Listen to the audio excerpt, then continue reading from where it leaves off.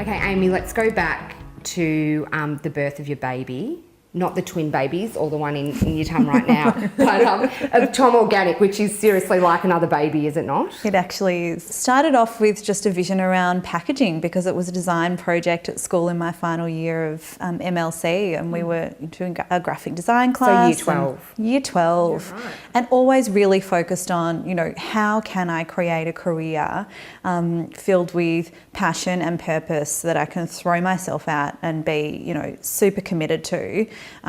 But also work for me in the life I wanted to create. Well, I think because I was exposed to it. Who 18-year-olds aren't thinking that? Yeah, my dad had his own business, and I was like, when is the next time I can get into the Twister nightclub? Whose idea am I going to steal?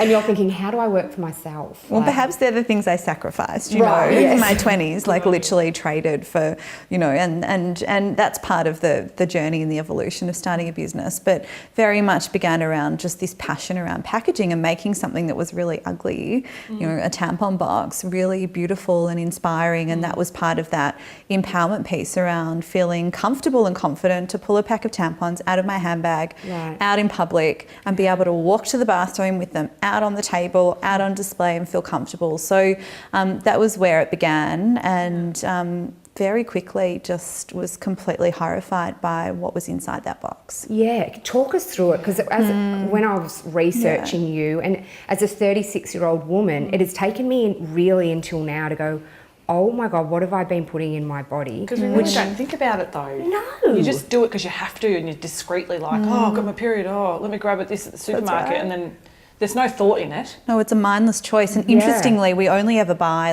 on average, the supermarket buyers were telling us 1.5 packs on average every month, even though we know we're going to need tampons every single month for 12 months of the year. We never stock up because it's like this resentment or, this subconscious buying choice that we just are not present with. But you're right. That shift in realisation, I can only imagine how almost frustrated you would feel at 36 to have this realisation around, hey, how did I not know that these products were in the tampons I've been using, every month since I was how old, 16, 18? I was very young when I was 11 when I got my period. Wow. Were you really? Yeah. Wow. I was super young. And so that was obviously a huge 25 years of not knowing what you're doing in there. That's that's a good 8,000 tampons there. Wow. Yeah. So and that's that feeling that I really, lent into, and they talk about, you could, I'm sure, relate to this, but that burning desire to, want to do something about something that you're passionate about. It was, hold on a minute, how did I not know this information? How did I not know that the tampons I had used thousands of times, and I'm only 18, were made with everything but cotton. Right. So synthetics, plastics, viscose, conventional cotton, even as the natural alternative, is the world's most heavily sprayed crop. So, began that research journey around, how is there not an alternative available? What is an alternative? Yeah. And it's that turbulent question asking period of where can I find an alternative? And organic cotton was the most obvious. But that's what's crazy, because Tom Organic's tampons were the first tampons to be in a supermarket in the entire world. That are the mainstream supermarkets that are organic cotton. Yeah. It's not even accessible, even if we wanted it to be, until you did it. Well, you really had to hunt for them, which was, again, part of a barrier to being, able to purchase these products. So I think that journey around feeling frustrated and that, that challenge around, hold on, this is a problem that hasn't been solved. Yeah. Not only is there ingredients in a product that's, should be empowering but completely disempowering, but also this product's not accessible. So even if I wanted to find it, I was like, right, now I know what I'm looking for. Went into my local pharmacy, supermarket, finally found, I was so excited to find the Daggies pack on the bottom of a health food store one day, and remember thinking, okay, this is it. This is the accessibility piece. Now I know what I need to create. It needs to be beautiful and empowering from a health perspective. So that's people and women, a planet perspective, so that's the environment piece, and then a packaging perspective as well, because that's beauty and empowerment. And then it needs to be everywhere, or else, what's the point? So that was the evolution from outside to inside of product, and that shift between beautiful packaging and also not compromising on the health of a product. Yeah. Have you had to do much to change people's perception around why organic is so important for women to opt for? That's a really interesting question, because that's probably the biggest thing that's changed in the last, Tom will be in its 10th year nearly next year. Wow. Is when we did first launch, I don't know if you remember the health food stores, macro was starting out, and so it was all very new, this movement around organic and chemical free, and there was a lot of greenwashing going on in the industry.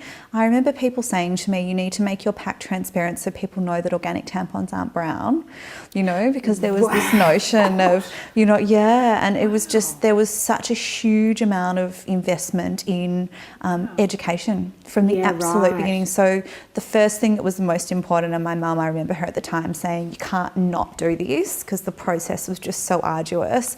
But to ensure we had an Australian certified organic certification process across the brand, which took months and months and months at the very end of that kind of pre-launch process. But it was really important to ensure that every step of our supply chain and the way that we packed and launched our product, even down to, I remember that first audit where we were sitting in that warehouse, and I said to the woman, you know, have you ever audited a tampon, you know, company? And she said, you know, you're the first organic in Australia to have this audit.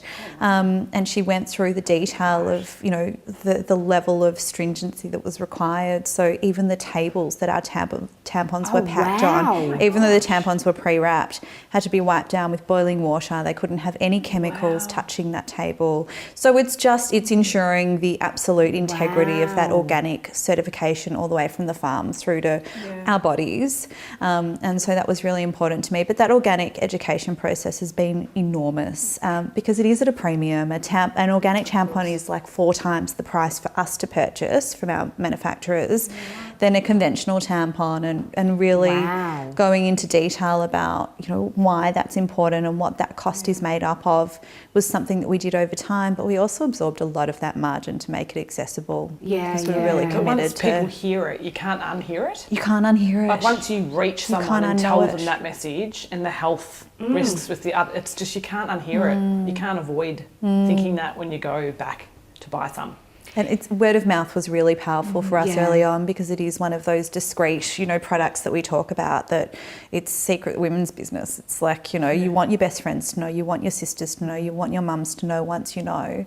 Totally. But that takes time. Also around just feeling empowered around that concept of, you know, this is the birthplace of new life, and this is the reason behind, you know, why we're regulating periods. There's some incredible insights around, you know, women living longer than men, because our body's naturally detoxing every month from old blood and new blood. And there's like, is that one of the reasons we live longer? I'm not a doctor or scientist, but like you and tweeting it out. It's one insight that I love to hold on to, because you know, but if you think about our body, you know, naturally being wired to cycle in that way, and then of course create new life. I mean, everyone comes from there. You start to feel a shift in the way that women are perceiving these products, and then being able to have a touch point, which is a brand and a product that's accessible in Coles and Woolies, that you can then be a part of that empowerment story and shift generationally with, you know, friends, family, daughters. You can start to see where that notion of I've got my period again, you know, shifting to a more positive headspace around, I'm managing my period really well, and here's all the advice that I have because I've gone on a journey. And, you know, we get the most amazing testimonials on women writing in telling us that when they shift to using Tom Organic from conventional products, whether it's just a pure, you know, choice around eliminating chemicals from the most absorbent, intimate part of our body, or if it's more mindfulness around taking ownership of a cycle, a period cycle, and getting some advice from a fertility specialist, or going to see a naturopath, because I mean, hormones are everything when it comes to periods, and we can shape those hormones and shift them depending on what our needs are and our focus is. But just that there's been an alleviation of pain, and you know, and again, not a doctor, not a scientist, and we don't know why. But it'd have to be a couple of times a month that we receive this sort of feedback, and it just is, to me, it just makes sense to eliminate as many chemicals or toxins from everywhere in your life, especially the most absorbent part of our bodies. I want to just read out a quote that you said that I thought was really powerful and really simplifies what we can do, because it can get overwhelming. You said, "I believe it's the power of small buying choices we make each week that contribute to creating positive change and impact in our world." And honestly, that made me just exhale and go, I just can do what I can do. Yeah, and it's like if I buy organic tampons that are good for my body and good for the environment, maybe that's all I'll do this week, but that's okay.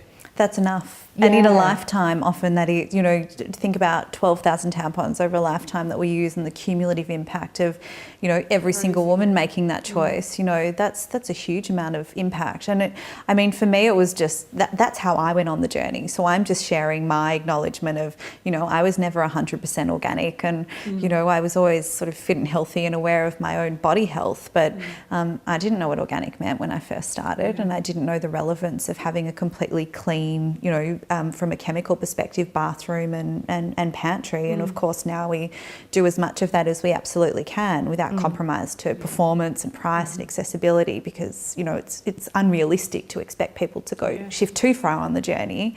But that's what it comes down to. And if Tom can be a bit of a tipping point, because it is a bit scary to think about our health in that way, if Tom can be that trigger to thinking more consciously and just being aware of ingredients lists, or just aware of your shopping list when you're going through the supermarket every week, it's the small incremental choices that ultimately create that big shift. You're right. One of the biggest challenges was probably getting Tom onto the shelves of, you know, 2,000 retailers, because there couldn't be, I think, a greater example in the business journey of more odds being against me, because at that time it really was just me on my own with amazing mentors and support of my mum. But smallest brand, biggest category, no budgets, like literally no supply. It was just banging down the doors of these grocery buyers who open up their categories once a year, every year, to delete or take on new products. So to actually get a meeting with them was enormous. It is a really challenging space to play, and it is very much about bottom line. It's all about, you know, margin. And earlier on, it was very much focused on that because organic just wasn't a thing then. And so I remember having conversations with, you know, mentors at the time, sort of saying, you know, I feel like the supermarkets need to be seen as an enabler to get to the women, to get to the people, rather than a roadblock around, you know, I don't want to create a business that is, you know, at the beck and call of other businesses, which, you know, I also respect that strategy too. So that was probably the biggest game-changing moment when I went into, you know, South Melbourne Woolies and saw Tom on the shelf for the first time, and, you know, was hanging around the category like a creep, because it's just not a category that you hang out at and watch people buy products, like the kind of, and it makes people feel incredibly uncomfortable. But that first time that I saw a pack of Tom in someone's, you know, shopping trolley or the counter, it's just, you know, that's impact. That's small incremental buying choices that you can see are really creating a shift, you know, and that's a moment of huge pride. But I think that was also, just to your question, a moment of reinforcement that, you know, against every possible piece of advice or all odds, that, you know, you actually can just do whatever you set your mind to if, you know, there's... You really want to. And if you surround yourself with people who lift you up, you know, and like, you know, you've mentioned your mum a couple of times. She was obviously a huge supporter of you. You have 13 women that work for you, a lot of mums, which is awesome. Has it been a conscious thing for you to, you know, as a woman who created this brand, to develop products for women, to have everyone around you be women?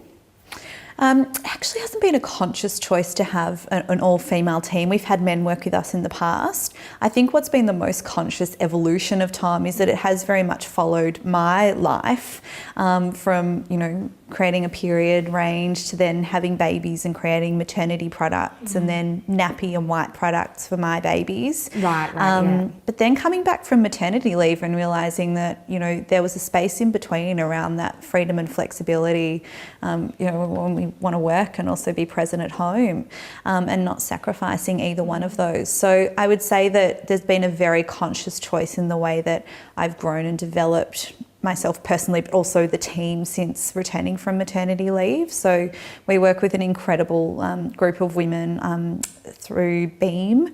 They are a recruiting agency, and I hate using that word, but they are a group of really special women who have built, nearly 100% of our leadership team with us, specialising in really empowering women who are highly skilled, coming back from maternity leave from the more corporate, structured workforce to more purpose-driven roles that they feel that when they leave, when we leave our kids at home, we want to feel like we're contributing to something that's really meaningful and, create that sense of longevity for them and also self-fulfillment for us, that I think that if either of those things are sacrificed or compromised, you really start to question that when you have children because your time is your currency. Be worth it to leave your kids.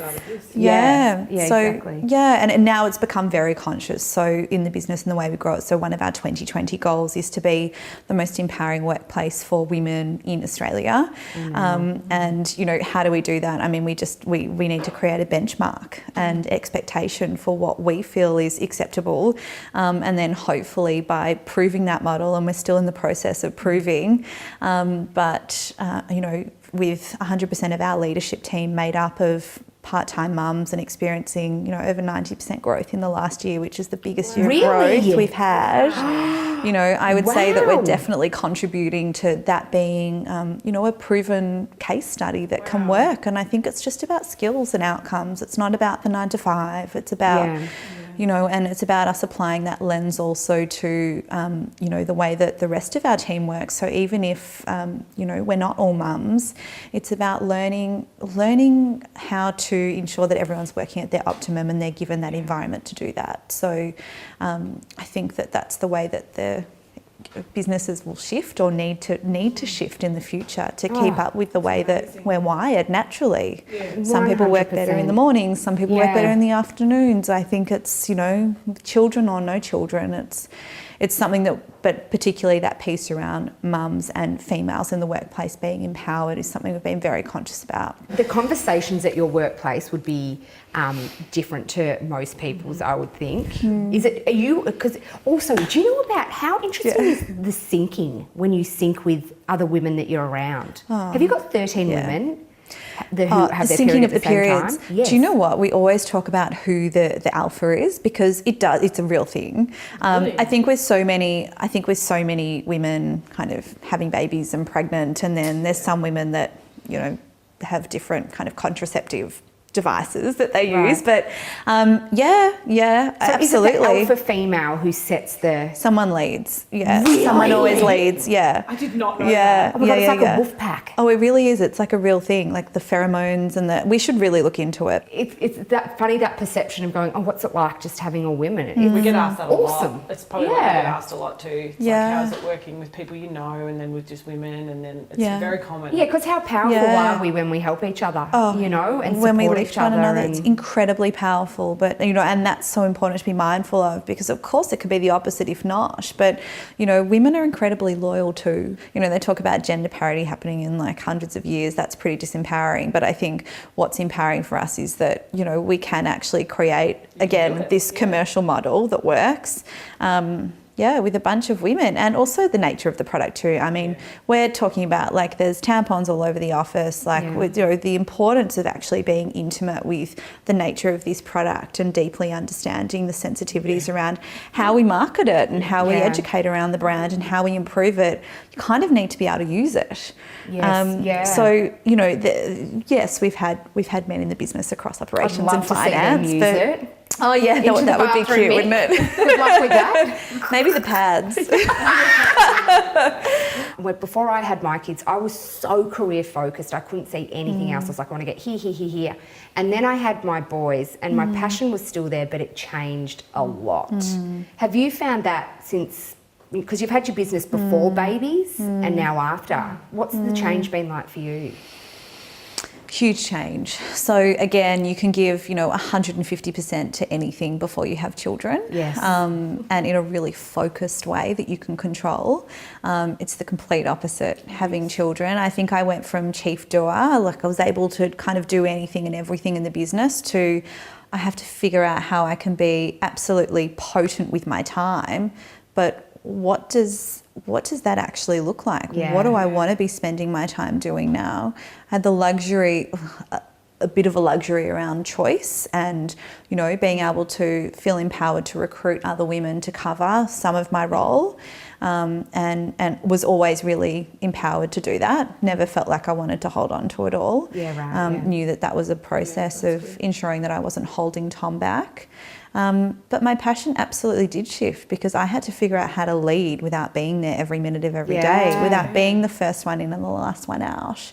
So I really had to go, I almost had to go on a journey to feel unapologetic and empowered to live the true Tom values, to figure out what that looked like for me. Right. So that meant, all the opposite things to what you have time to do when you have children. So feeling like you're at your optimum from a health perspective, feeling like you have space in between to be passionate, feeling like you have time to learn and evolve as an individual. I mean, when is there time for that when you have children and a business? There's no extra thinking space, is there? It's just thinking space. And I think when you break it down to that and being more mindful and present, that's part of the answer around, I was even having a conversation today with a mentor. What do you actually want? Like, what is your why? And really clearly articulating that as a part of your, overall life strategy so that your business does fit into that. I very much went on a journey of change, and I think I went into what I knew, so threw myself back in 100%. And I remember someone saying to me, just be careful because you can't do both well at the same time. Right. And I was like, yeah, but I'll just try and see what happens. And it's true, you actually, you get to a point where you become completely, you give and give and give, and there's only so much you can give, and unless you're really filling up your own cup along the way, you become exhausted on all fronts and no good to anyone. Yeah. And so, I had an interesting realization sort of nearly 12 months ago now, where I thought my body was invincible and super healthy and had a couple of miscarriages, and realized that actually, no, I wasn't in a place of, well-being of where I thought I was. And I need to do something about that, and I really need to live those Tom values. If I'm not healthy and well, how do I expect, my team to be, and how do I expect my family to be, and the consumers who are purchasing the products to be? Yes. And you almost feel guilty for taking time out to look after your well-being and yourself. But I think that was a really important evolution, and that was a big change up for me. So that was like, okay, so for me to be a better leader and work at my optimum and have the most potent return on what I can give my family and my business, I have to go on a bit of a personal journey around, being more mindful, being, healthier. Taking some time to just be and to think and to be present and mindful. And then you very quickly come back to the heartland of why you began. With your girls, do they, because they're 3 now, aren't they? Yes. Do you talk to them about periods? Do you know what's so funny? Actually, not in detail, like not enough. But they're very open with, like, there's always tampons and pads around the house. Like, there's always questions. They understand that, they think it comes out of your bottom, but like, that's okay for now. But, they're very well versed in, their nanny is a midwife as well. So they also know how the baby's going to get here, which is like ultimately disturbing for their kinder teachers at the best of times. They're more at that play stage where they've got, I opened up a jar of yogurt in the fridge the other day and it was filled with tampons, and they understand how tampons work, that they absorb, but perhaps not their actual function in the universe. Because my boys are never not with me in the house, so I just change it and everything in front of them, which I know is probably revolting to some people. No, they don't. Yeah, but then it's just normal for them. And it is. And the other day, one of my tampons was on the floor, and Bex, my elder, said, "There's your tampon." And in that moment, I was like, "I'm so proud It's of you." so great, isn't it? Yeah, because that's what makes it comfortable, and maybe that's the evolution of being able to carry your tampon to the bathroom when you're, older. Yeah. Because men are comfortable, and I think bringing up our children to feel like, you know, whether they're male or female, that periods are just normal and that they just happen, and actually they're not just normal, they're amazing. You were is here. something Like I that's- say to him, oh, you know, if there's not a baby there, I haven't told him how the baby gets in there, because that even as an adult still grosses me out. So what do you say? Just out of interest, because I could always do it. Oh no, I'm just like, if there's not a baby there, then and I also, because kids associate blood with pain. Yeah. It doesn't hurt mummy at all. But you know, if there's not a baby there, then it just all comes out, and the tampons kind of catch it. And, it's funny because he's like, oh, does it hurt? And I'm like, no, mate. It's pretty scary. That's actually a really interesting insight, because I actually remember the first time the girls saw blood, and they both had that alarming response around, are you sore, are you okay? And they looked really scared. And I remember saying, no, this is actually what we do at work. We make these products for women, and they know that Tom Organic makes tampons and pads and tushy wipes. But, you know, for them, it was just that understanding of, you're right, I'm not sore, I'm not in pain, but these are just really comfortable because they're soft, you know, extra soft, these ones. We are so excited to be doing this series with you and speaking to incredible women like yourself about the changes that they're making in the world, to their careers, to their environment. So thank you. Well, thank you so much for making it so comfortable to have these conversations. I mean, this is kind of just how women are wired to, or should be wired to talk about it. So thanks for creating that space. Thank you.